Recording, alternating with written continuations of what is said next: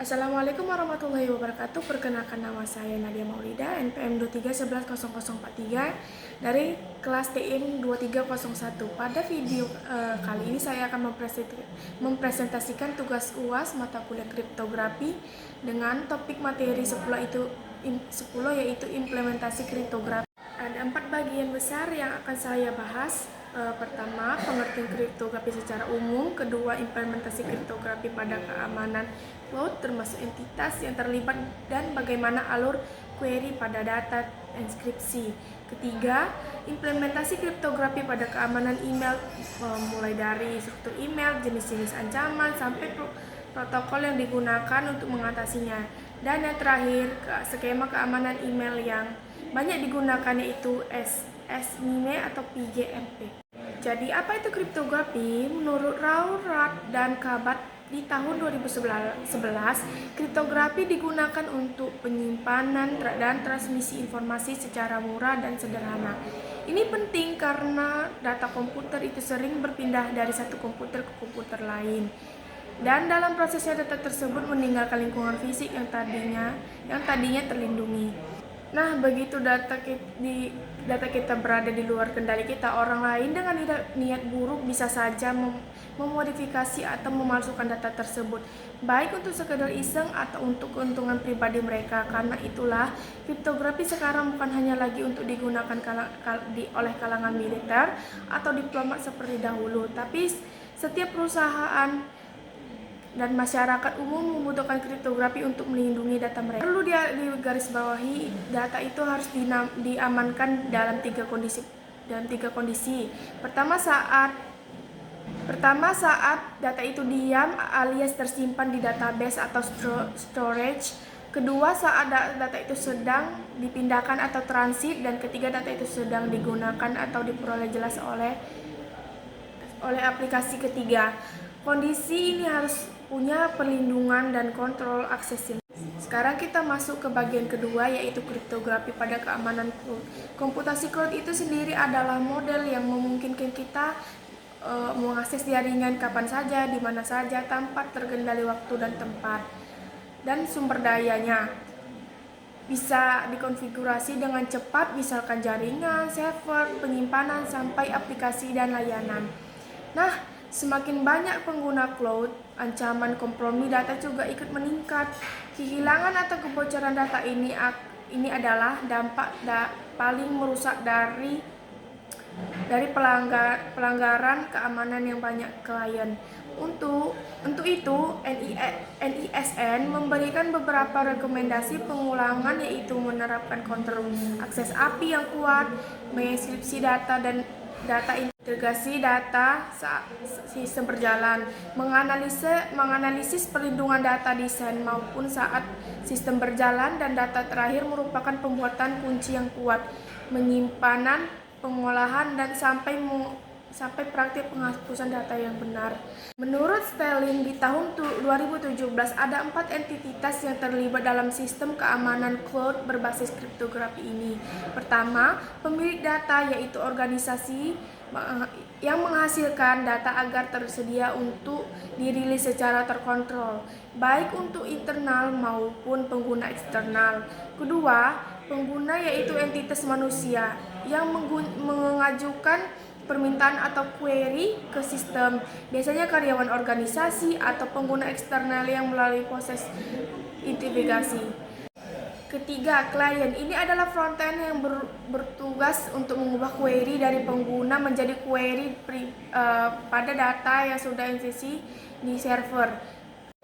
Dan keempat, server, yaitu organisasi yang menerima data terenkripsi dan pemilik data dan membuatnya tersedia dan didistribusikan untuk klien. Untuk koneksi pembahasan kita, alurnya seperti ini. Pertama, pengguna mengeluarkan query untuk mengambil satu atau beberapa catatan dengan nilai kunci utama tertentu. Kedua, pemrosesan query di sisi klien akan menginskripsikan kunci utama, memodifikasi query yang sesuai, lalu mengirimnya ke server. Ketiga, server memproses query menggunakan nilai yang sudah terenkripsi dan mengembalikan catatan yang sesuai. Dan keempat, pemrosesan query di klien mendeskripsikan data tersebut dan menampilkan hasilnya ke pengguna. Jadi intinya keamanan di sini terletak pada pemisahan antara 4 penyimpanan data dengan tempat penyimpanan kunci. Sekarang kita masuk yang ke bagian ketiga, yaitu kriptografi keamanan email. Email ini merupakan aplikasi berbasis jaringan yang paling banyak digunakan hampir semua lingkungan terdistribusi. Secara arsitektur sesuai RCF 5595, email itu terdiri dari dua dunia. Pertama, dunia pengguna dalam bentuk messenger user agent atau MUA. Kedua, dunia transfer dalam bentuk messenger handling service atau MHS, yang di dalamnya terdiri dari messenger transfer agent atau MTA. Jadi MHS ini yang menerima pesan dari satu pengguna dan meneruskannya ke pengguna lain. Ada dua jenis protokol yang digunakan dalam mentransfer email. Yang pertama, SMTP. Ini dipakai untuk memindahkan pesan melalui internet dari sumber ke tujuan. Yang kedua merupakan EMEP dan POP. Ini digunakan untuk mentransfer pesan antara server email dengan klien kita. Karena arsitektur inilah muncul kebutuhan otentik dan kerahasiaan, dan dua skema yang paling menonjol dalam Pretty Good Privacy atau PGP yang SIM ini yang akan saya bahas detail itu di bagian akhir. Menurut RI di tahun 2003, ancaman keamanan email bisa diklasifikasikan menjadi 4 kategori. Pertama, ancaman terkait keaslian.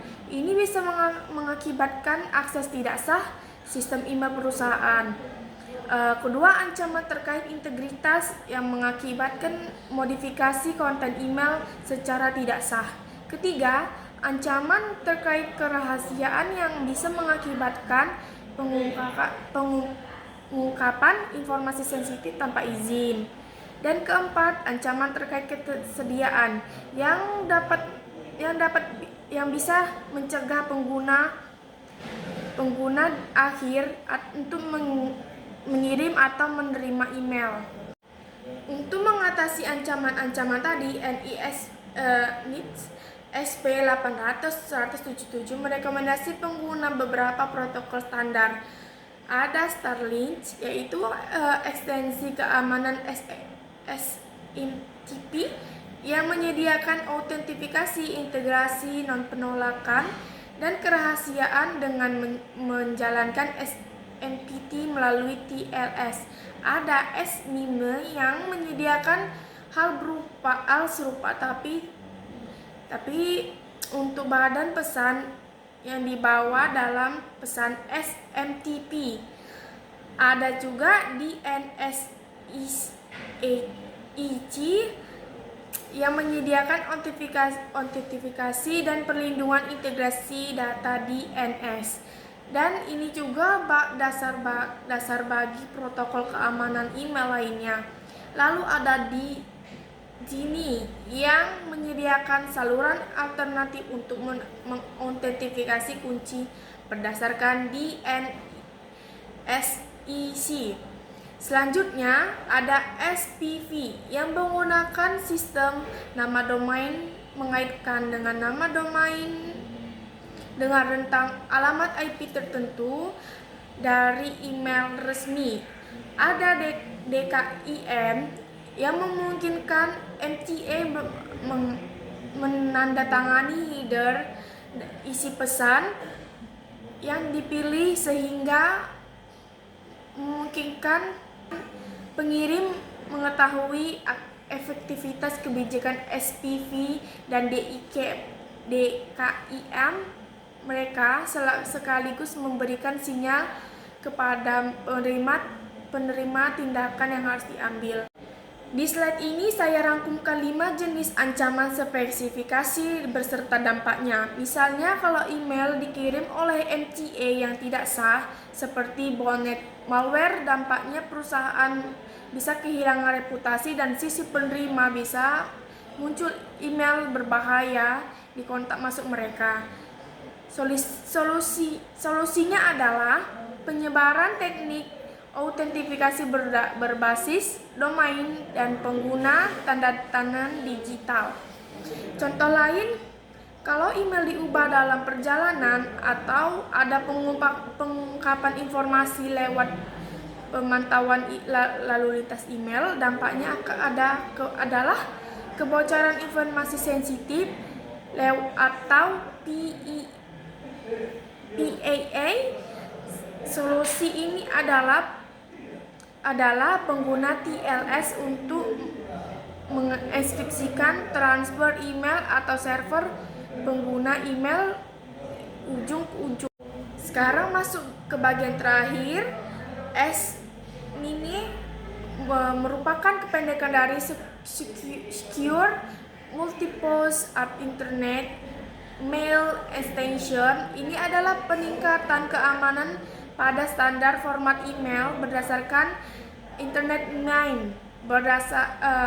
Berdasarkan teknologi dalam keamanan data RSA, SNIME ini menyediakan 4 layanan utama. Pertama, tanda tangan digital menggunakan algoritma RSA dan SH256, di mana hash pesan dibuat lalu dienkripsikan dengan kunci pribadi pengirim. Kedua, enkripsi pesan menggunakan IES 128 dengan mode CBC, di mana kunci sesi sekali pakai dibuat oleh pengirim lalu dienkripsikan dengan kunci publik penerima. Ketiga, kompresi untuk keperluan penyimpanan atau transmisi. Keempat, kompatibilitas email menggunakan konversi radix 60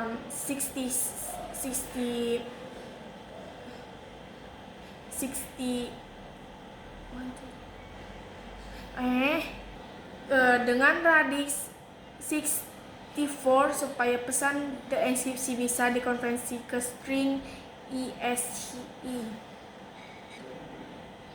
Untuk proses autentifikasi, urutannya seperti ini.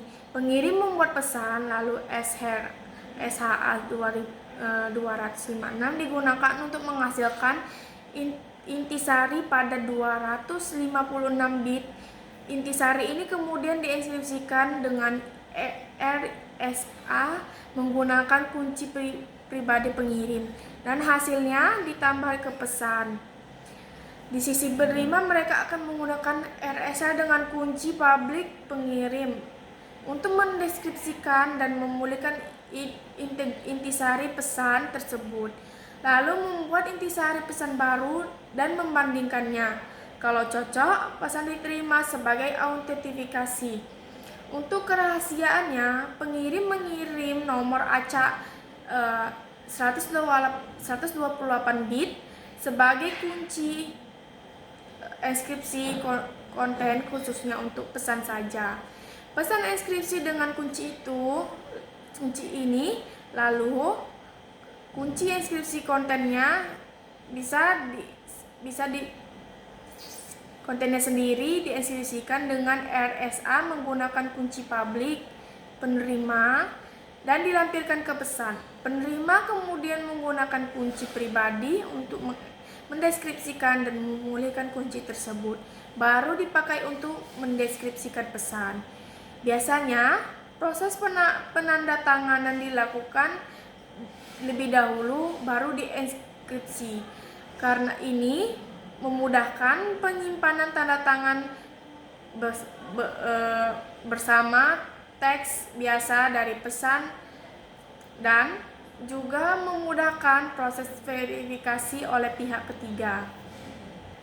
Sebagai alternatif atau NIM, ada Pretty Good Privacy atau PGP yang dibuat oleh Phil Zimmermann dan pertama kali dirilis pada tahun 1991. Fungsinya pada dasarnya sama seperti S-MIME, tapi ada dua signifikan. Pertama, dari sertifikasi utama S-MIME menggunakan sertifikat X509 yang diterbitkan oleh Certificate Authority. Sedangkan OpenGPG pengguna membuat kunci publik dan private mereka sendiri, lalu meminta tanda tangan dari individu atau organisasi yang mereka kenal. Konsep ini disebut Web of Trust. Kedua, dari sisi distribusi kunci, OpenPGP tidak menyertakan kunci publik pengirim di setiap pesan. Jadi penerima harus mendapatkan secara terpisah, misalnya lewat key service. Karena itu NIS 877 sebenarnya lebih merekomendasikan pengguna S-MIME dibanding PGP karena kepercayaan yang lebih besar pada sertifikat autentik untuk verifikasi kunci publik. Sebagai kesimpulan, ada 4 poin penting yang harus kita ambil. Pertama, kriptografi adalah fondasi keamanan data modern yang melindungi data baik pada saat diam, baik pada saat perjalanan maupun saat digunakan. Kedua, pada cloud, enkripsi sisi klien memastikan data tetap aman meskipun servernya diretas. Ketiga, pada email,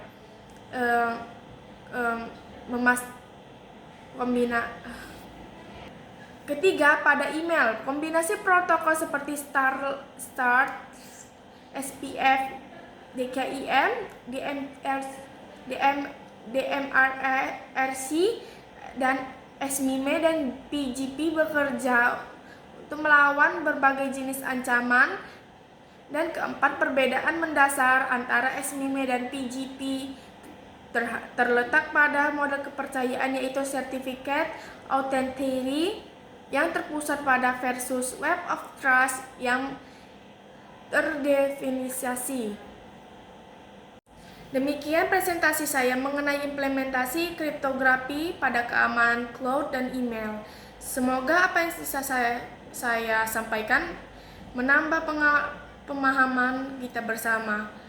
Saya Nadia Maulida, NPM 2301110043. Mohon maaf apabila ada kekurangan dalam penyampaian. Terima kasih atas perhatiannya. Wassalamualaikum warahmatullahi wabarakatuh.